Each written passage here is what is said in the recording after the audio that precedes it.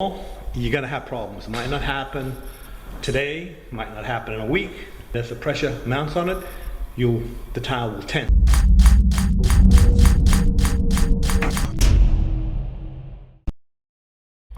Okay, so I've talked about this before. When you install a tile, movement joints are very important. On this job here, I was able to have them take all the baseboard off, except around here. Over there they did it, and obviously I had to butt up against the hardwood floor. So when you've got a situation where you've got the baseboard off, you can just leave a gap at the baseboard. When they install the baseboard, it'll cover that gap and you're all set. But in a situation like this, with a curve, this wasn't going to come off, and they didn't want me to undercut it, so I had to leave room for movement up against the baseboard. All around here, see how there's room for movement, and that's going to be a soft joint. That's going to be silicone all around there. So as the tile expands and contracts, then it will expand and contract. There's a rule for movement, for expansion joints in an inside area is an expansion joint every 20 to 25 linear feet in all directions. So if you were doing this kitchen floor, for example, which is over 25 feet, you would have to have an expansion joint in here somewhere. So, and then that's over 20 feet, so you would have to have an expansion joint in there somewhere. You always leave room around the brim, so that as a seasonal change, temperature, humidity, the wood expands and contracts. Not so much the tile, because the tile will move, but not as much as the wood and the rest of the house.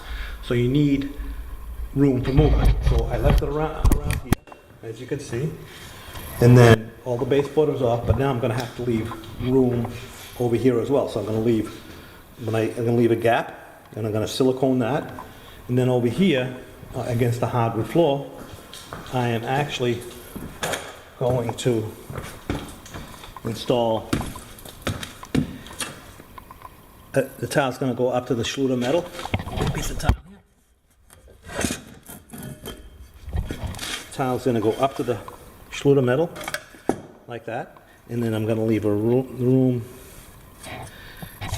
between the hardwood, maybe not quite that much, and leave room between the hardwood and the metal, and that's going to be filled with silicone so that it can expand and contract.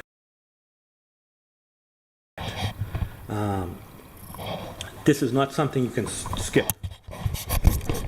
If you cut it up tight against the baseboard or against the wall, you're going to have problems. It might not happen today, might not happen in a week, might not happen in a month, might not even happen for 5 or 10 years, but eventually it will happen. You'll get a problem because the tile's going to have nowhere to move, and as the pressure mounts on it, the tile will tent and will pop.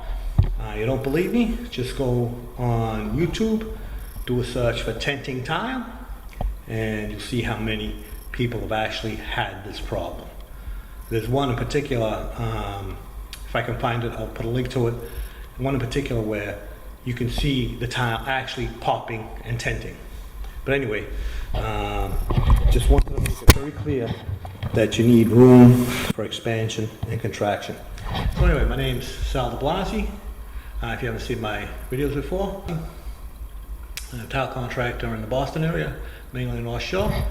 I've been installing tile for over 35 years. I have over 760 videos on my YouTube channel. So if you need a tip on how to install tile, probably find it on my channel. Also, leave your comments in the comment section below. If you can support me on Patreon, that'd be great. And don't forget to subscribe. Thanks a lot.